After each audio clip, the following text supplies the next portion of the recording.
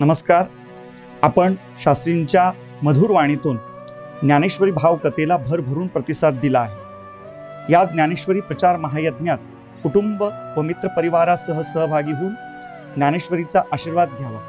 या अतिरिक्त वाचनाची आवड असेल तर डॉक्टर न्यायाचार्य नामदेव महाराज शास्त्रींची पुस्तके पेपरबॅक व ईबुक फॉर्मॅटमध्ये उपलब्ध असून त्याची लिंक माझ्या डाव्या बाजूला स्क्रीनवर दिलेली आहे. अधिक माहितीसाठी व्हिडिओचे डिस्क्रिप्शन पहा. अवश्य वाचा व सुखी व्हा. धन्यवाद.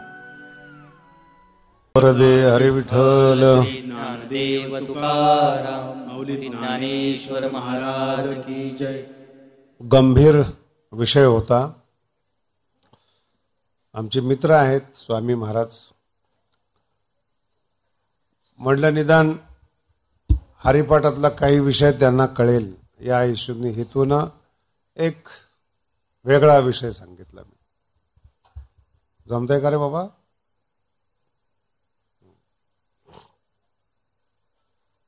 हरिपाठ एक सूत्र ग्रंथ आहे आणि हरिपाठाची उकल ज्ञानेश्वरीतून होते. सूत्रामध्ये आलेली जी गेयता आहे ती गेयता कधी कधी अर्थाला आणि मनाला भटकवत असते. हरिपाठ कमी शब्दामध्ये ज्यांना कळतं अशा लोकांसाठी आहे.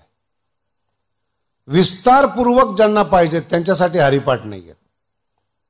कादंबरीमध्ये 1000 पानात काय आलं एका शब्दात ज्याला कळतं तो बुद्धिमान, आणि संपूर्ण वाचल्यानंतरही कळत नाही ते विद्वान. याचं कारण सांगतो. निवडी हा शब्द आहे. सर्व सुख गोडी ते निवडी जमलं पाहिजे ना. शास्त्र संपन्न नाही, निर्णय देता येत नाही. मी एका वक्त्याला म्हटलं जरा थोडक्यात सांगा. ते म्हणजे अजून भूमिकाच झालेली नाही, सांगायचं लांबच आहे. म्हटलं एवढं ऐकायला वेळ नाही. माझा अर्थ लक्षात ठेवा.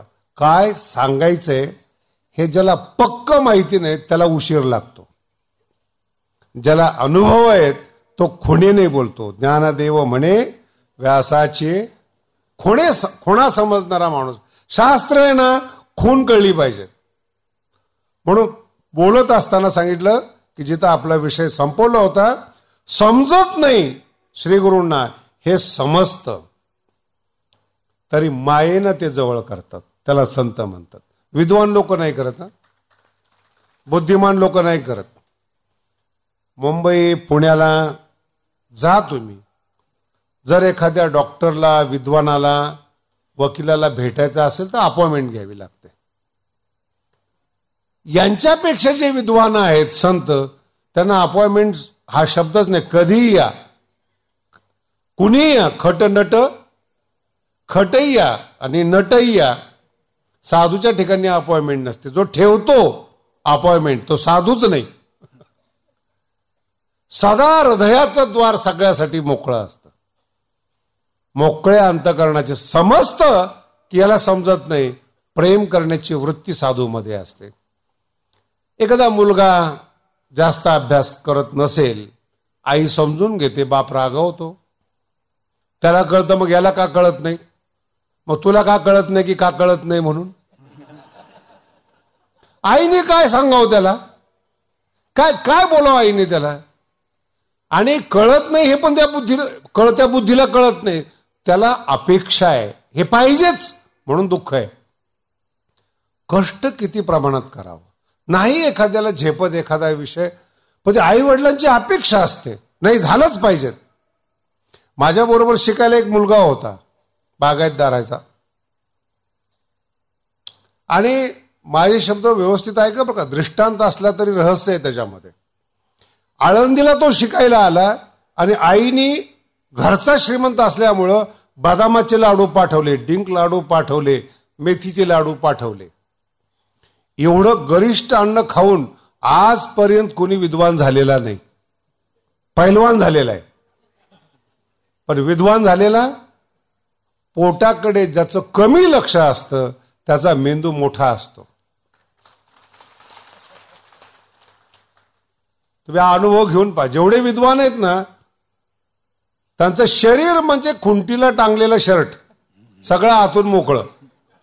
ज्याचा खालचा मजला, माझ्या हाताकडे लक्ष द्या, ज्याचा खालचा मजला मजबूत, त्याचा वरचा मजला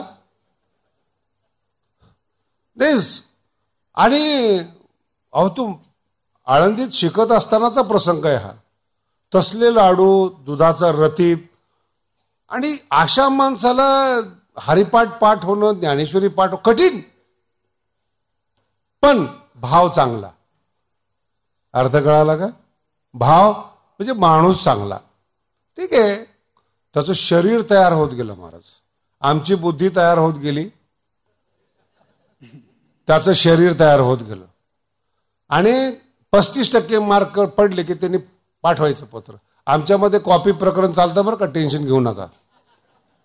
का तुमच्यातलेच आमच्यात कॉपी करणारे आलेले असतात ना, ते मूळ परमार्थिक थोडेच असतात ते. मग जिथे जिथे गरज पडेल पास होण्यासाठी माझ्या शेजारी बसायचा. साधूचे संगती तरुणोपाय, ओढत ओढत त्याला 4 वर्ष दिले. त्यांनी पत्र पाठवायचं घरी, मी पास झालो. एवढाच शब्द घरच्या लोकांनी ऐकायचं. एवढे बुद्धिमान आहेत. टक्के फिक्के आत्ता आले, त्यावेळेस टक्के नव्हते, त्यावेळेस फक्त पास होतं. जो पास झाला तो कायमचा पास झाला. आता टक्केवारी, पासाला महत्वच नाहीये. पुन्हा लाडू, पास झाला म्हणून पुन्हा पैसे. ते काय 4 वर्षापर्यंत ठीक होतं, पण आम्हाला पुढे शास्त्रीचं अध्ययन करायचं होतं. आता खूप कठीण शब्द बरं. एकदा परमार्थाची संगत लागली ना आणि परमार्थाची चव कळाली, तो माणूस पुन्हा संसार करत नाही बरं का. परत माघारी हे लक्षण आहे त्याचं. भलेही परमार्थात प्रगती होईल नाही तर नाही होईल, पण संसार आवडत नाही त्याला. लागला माझ्या मागं. अरे म्हटलं बाबा तुला काहीच येत नाही, मराठीमधून तुला ओढून आणावं लागतं, ते संस्कृत आहेत, तुम्हाला काय करायचंय. मी त्याचं शरीर एवढं देखणं होतं, आज नुसतं बदाम लाडू. आमच्या बरोबर आलं तर आमच्या कुणीच पाया पडत नव्हतं, त्याच्याच पाया. बुद्धीचे वैभव तुमच्या पाया पडणाऱ्याच्या म्हणतोय. त्याचा नाही, तो त्याच्या मस्तीमध्ये येतो. स्वामीजीकडे गेलो आम्ही, आमच्या गुरुजीकडे. घडलेली घटना सांगतोय तुम्हाला. माझ्याकडे पाहिल्यानंतर स्वामीजी मला 5-6 प्रश्न विचारले, दिले उत्तर. म्हणजे स्वामीजी याला काही प्रश्नच नाही विचारला, एक पण नाही. म्हणजे स्वामीजी ये भी हमारे साथ में पड़ेगा. बोले तुम्हारे जैसे अगर जवाब दे सकते इसको क्या पूछना है, विद्वान है, आने दो. आम्ही दोघंही 10-15 दिवसात लक्षात आलं हा फक्त दिसायलाच आहे. पण साधूचं अंतःकरण असतं. मला म्हणे राहू द्या. 2-3 वर्ष तो शिकला तिथे, पण ते स्वामीजी समजेच ना त्याला, काहीच कळे ना त्याला. मला म्हणे काय करायचं. म्हटलं जाऊ दे, मी आहे. पण मुंबईमध्ये शिकत असल्यामुळे जिम जॉईन केली त्यांनी आणि स्वामीजींनी परमिशन दिली. एक तर ब्रह्मचारी, अभ्यासाचं टेन्शन नाही आणि संसार करायचा नाही. ते शरीर एवढं देखणं तयार झालं त्याचं. शरीर सौष्ठव्य स्पर्धेत भाग घ्यावा असं शरीर त्याचं. रस्त्याने निघालं की लोक नमस्कार करायचे त्याला. चेहरा पाहू ना की लोकांना बुद्धी पाहिजेच नसते. साधू म्हणून तर भारत मागे. दिसल त्याला तुम्ही संत मानता, ही आंधळी बुद्धी आहे. ज्ञान पाहून ऐकून मग ठरवा गुरु करण्याचा किंबहुना घरात आणण्याच्या योग्यतेचा आहे का नाही, असं आणू नका तुम्ही. प्रकाश देणारे ज्ञानोबाराय सांगतात बरं का, प्रकाश देणारे 2 लोक असतात. दिवा पण प्रकाश देतो आणि सूर्य पण देतो. सूर्य अलिप्त राहून प्रकाश देतो, संत अलिप्त राहून ज्ञान देतात. दिवा ज्या देवळीत ठेवला तिथं काळं केल्याशिवाय राहणार अशा संतांचे चरित्र आहेत. राहतात तिथंच ते काळं करतात. प्रकाश कमी, ह्या ओव्या खूप मोठ्या आहेत पण सांगत नाही मी. जे तर ठेविले ते तर होय मसी असे ज्ञानोबाराय सांगतात. आळूमाळू प्रकाश करी ते तोलेनी उभारा धरी. थोडं ज्ञान असतं, 2-4 टिपणं टापणं टाचणं असतात, ते तोलेनी उभारा धरी. ज्ञानोबाराय म्हणतात अशा माणसाला आपला उंबरा दाखवू नका. तुम्ही थाळ वाजून जर साप घरात आणला ना संतांनाच दोष देऊ नका. सूर्यासारखा संत पाहिजेत, अलिप्त ज्ञान वाटणारा, सगळ्या जगाला प्रकाशित करणारा, पण तुमच्यापासून अलिप्त राहणारा. तुकोबारायांनी स्वतःला उपमा दिलेली आहेत. मी अभंग देतो लोकांना मेघाप्रमाणे, लांब राहतो आणि सगळ्यांना ज्ञान देतो, पण लोकांमध्ये मिसळत नाही. मी देवाबरोबर जर तुकोबाराय लोकांमध्ये मिसळत नाहीत तर मिसळणाऱ्याला मिसळ समजा, संत समजू नका. हे पण काही सांगायसारखं आहे का तुम्हाला? पण नाही, बुद्धीचे वैभव. एक दिवशी स्वामीजीला एका रस्त्याचं उद्घाटन करायला जायचो. आमच्या स्वामींची उंची थोडी कमी होती आणि उद्घाटन करायचं होतं. आज स्वामीजी वेळेची फार पक्के, आणि भारतीय माणसं वेळेच्या बाबतीमध्ये उदारमतवादी. 10-5 मिनिटं इकडं तिकडं काय फरक पडला. आणि ही भारताची विशेषता पण आहे, थोडं मागे पुढे. लेट जर झालं नाही ना तर मग समाधान नाही वाटत त्यांना. लेट झालं ना, मग एक माणूस गेला, वेळेवर ट्रेन आली. तो म्हणला काय विशेषता आहे? ते म्हणे ही वेळेवरची नाही आहेत, वेळेवर आली. वेळेची ट्रेन नाही, कालची ट्रेन आजच्या वेळेला आली ती. मग याच्या लक्षात आले की वेळ किती महत्वाची भारतामध्ये. आणि कोणीच नव्हतं आश्रमामध्ये. आम्ही काहीतरी कामानिमित्ताने गेलो होतो. तो स्वामीजी म्हटले हा 5-6 वर्षाला माझ्याकडे, याच्याकडून काहीच काम करून नाही घेतलं. ते आसनधारी म्हणतात. जसं हे आसन टाकलं ना, याला आसनधारी म्हणतात. आसन घेणारा एक माणूस असतो. स्वामीजी म्हटले चल आसन घेऊन. स्वामी म्हणजे त्याने आसन घेतलं, पिशवी घेतली, निघाले. एका बाजूने स्वामीजी उतरले उद्घाटनाच्या ठिकाणी, एका बाजूने हा उतरला. लोकाला वाटलं काय संत दिसतोय. जेवढे हार आणले होते असे सगळे त्याच्याच गळ्यामध्ये. त्यालाही काही कळलं का घालतात. त्याला वाटलं अगोदर शिष्याची पूजा होत असेल, बुद्धीचे वैभव, नंतर स्वामीजीची करतील. पण काय माहितीच नाही, भाव सरळ अंतःकरणाचा. दुसऱ्या बाजूने स्वामीजी उतरले, कोणी भेटायलाच तयार नाही. ओळखीची लोक आले म्हणे महाराजजी. ते म्हणे पाहिलं त्याने त्यांच्याकडे, म्हणे स्वामीजी आप और ये? बोले मेरा शिष्य है. पुन्हा नवीन हार आणले, नवीन पूजा केली, त्यांच्या हातून उद्घाटन केलं. मला स्वामीजींनी सांगितलं कुठेही जा, याला बरोबर घेऊ नको. तुझ्या शिक्षणाचा काही उपयोग होणार, पण कधी कधी बुद्धीचा प्रभाव जिथं पडत नाही तिथं देहाचा प्रभाव पडतो. कळतंय का? सगळ्याच ठिकाणी बुद्धी उपयोगाची नाही आहेत. जर बुद्धी उपयोगाची असती तर दुर्योधनाला ज्ञानाचा उपयोग झाला असता. दुर्योधनाला ज्ञानाची भाषा, बुद्धीचा प्रभाव कळतच नाही. अर्जुनाला कळतो. पंढरपूरला आम्ही यात्रेला निघालो, 5-6 जण शास्त्री. त्याच्यात हा आणि ते 6 कंपार्टमेंट असतात 3 टायरचे, ते बुक केलेलं आम्ही. कल्याणच्या पुढं गाडी निघाली. 2-4 गुंड लोक हातात दारूच्या बाटल्या घेऊन आमच्या कंपार्टमेंटमध्ये शिकले. बाकी ते झोपलेले होते. आम्ही चर्चा चालली, ब्रह्म सत्यम जगन मिथ्या. आणि हे सत्य पदार्थ पुढे आले. आम्ही जागे असल्यामुळे आमच्या समोरच लगेच दारूच्या बाटल्या फिटल्या समोर ठेवले. याला ना चर्चेत रस नाही, याच्यात रस. म्हणून ते म्हणे तुम्ही चर्चा करा, मी वर झोपतो. माझा मित्र वर झोपलेला. आम्ही आमची जे काही काशीचे मित्र वगैरे शिकून आलेले ना, भाषा फार सुंदर असते बरं का. हे मद्यप्राशन करू नका, हे उपपाप नाही, महापाप आहे, हे अयोग्य आहेत, हे आमचं रिजल्ट सगळं सर. ते कशाला ऐकतात? ते लगेच एकाने चाकू काढला आणि ठेवून दिला. आणि हे सगळं दृश्य वरून आमचा मित्र पाहत होता. त्याच्या लक्षात आलं इथं बुद्धीचं वैभव कामाचं नाही. आणि तो फार प्रसन्न, तो असं उतरत होता, डोंगर उतरतोय असं वाटायचा. तो उतरला. महावाक्याने जसा साधुबोध होतो तसं तो एकच वाक्य म्हणला, चले जाओ. तसं ते शरीर आणि ते सगळं बघितलं ना, त्यांचं वाक्य पाहायचे माझ्या लक्षात आहे. महाराजजी आप आहे क्या? मागच्या जन्मातली ओळख आहे का? आप आहे क्या? म्हणे हा. अच्छा अच्छा. सगळं तामझाम काढलं आणि गेले निघून. तो आमच्या शेजारी बसला. मला म्हणला किती पुस्तकं खाल्ली आतापर्यंत? किती डिग्र्या लावल्या. आज मी होतो म्हणून तुम्ही वाचले, म्हणून कुठेही कीर्तनाला जा, मागे पुढे उभा आहे. देहाचा प्रभाव पडणं वेगळं, देह पर असणं वेगळं, देहाची सुविधा करणारी बुद्धी वेगळी, समबुद्धी वेगळी. हरिपाठ काय शिकवतो ते सांगतोय. समबुद्धी. सम शब्दाचा अर्थ आहे ब्रह्म. ब्रह्मबुद्धी करून ब्रह्माचा स्वीकार करा. ब्रह्म होऊन ब्रह्माची उपासना करावी लागते. समबुद्धी घेता.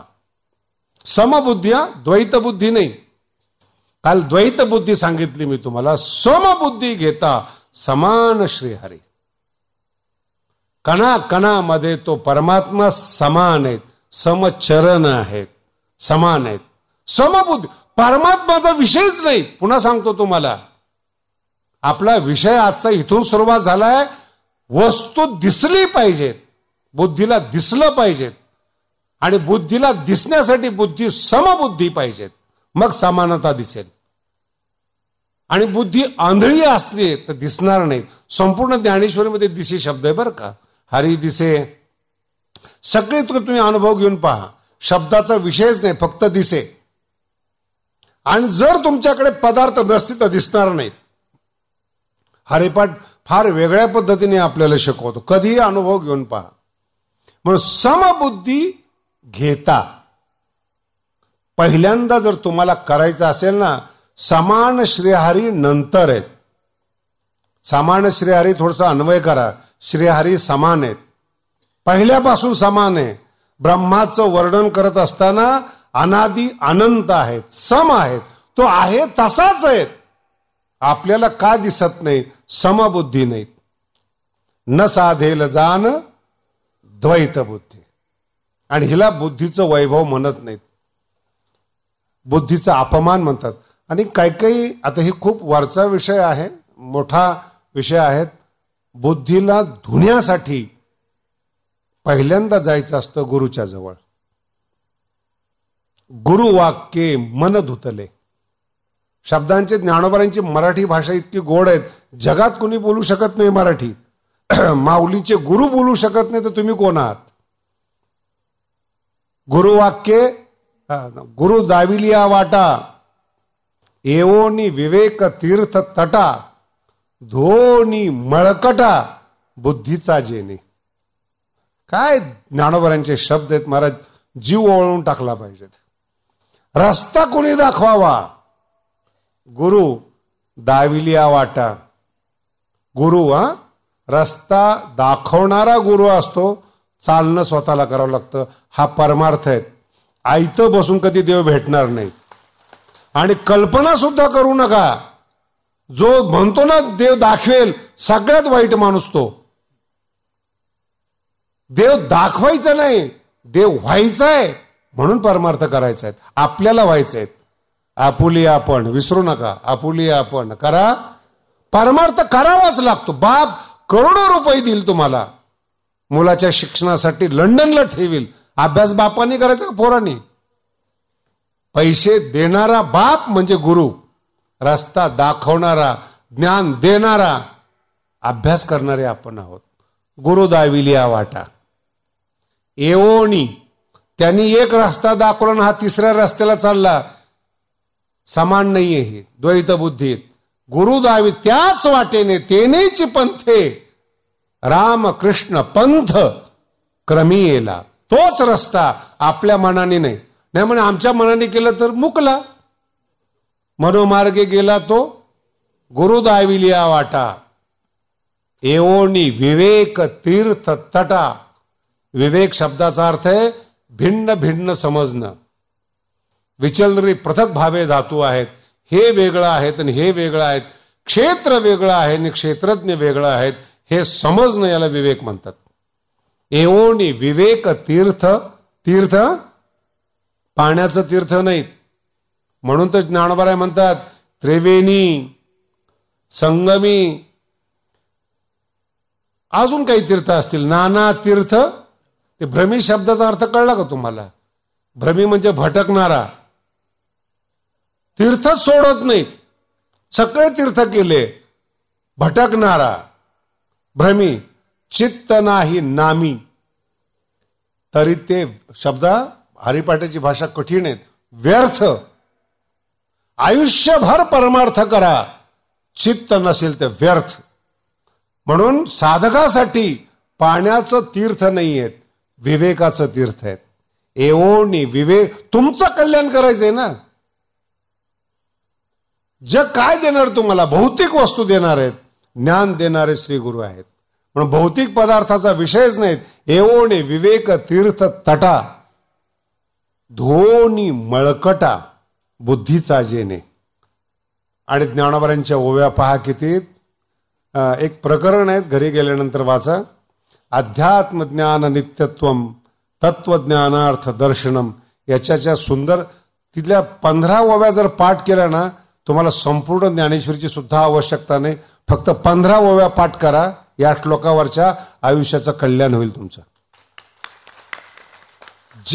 स्वतः भगवंत जरी आले तरी तुम्ही फसू शकणार नाहीत, अशा ह्या तारणाऱ्या ओव्या आहेत. ज्ञान कशाला म्हणतात, बुद्धी कशाला म्हणतात, आंधळेपण म्हणजे काय, हात धरणीया शिवे परतत्वाते, ज्ञानोबराय म्हणतात. आणि याच अध्यात्म ज्ञान नित्यत्व मध्ये ज्ञानाची व्याख्या केलेली आहे. परमात्मा असे जे एक वस्तू असे, शब्दांचे प्रयोग पहा कसे आहेत. एक वस्तू असे, एक एक वस्तू, एक. हरिपाठात काय शिकवलं? एक हरी. सगळीकडे पहा तुम्ही, सगळीकडे पहा, एक हरी, एक आत्मा, जीव शिव समान असणारा आत्मा, येणे दशदिशा असणारा आत्मा श्रीहरी. परमात्मा ऐसे जे एक वस्तू असे ते जया दिसे ज्ञानास्तव. पुढची ओवी खतरनाक आहे. ते जया दिसे ज्ञानास्तव, ते वाचून याने भवस्वर्गादी ज्ञाने अज्ञान ऐसा मने निश्चय केला, याला हरिपाठ म्हणतात. नामदेव शास्त्री ऑफिशियलला सबस्क्राईब करा. सिद्धांत ऐका, आनंदी, निर्भय व सुखी व्हा. धन्यवाद.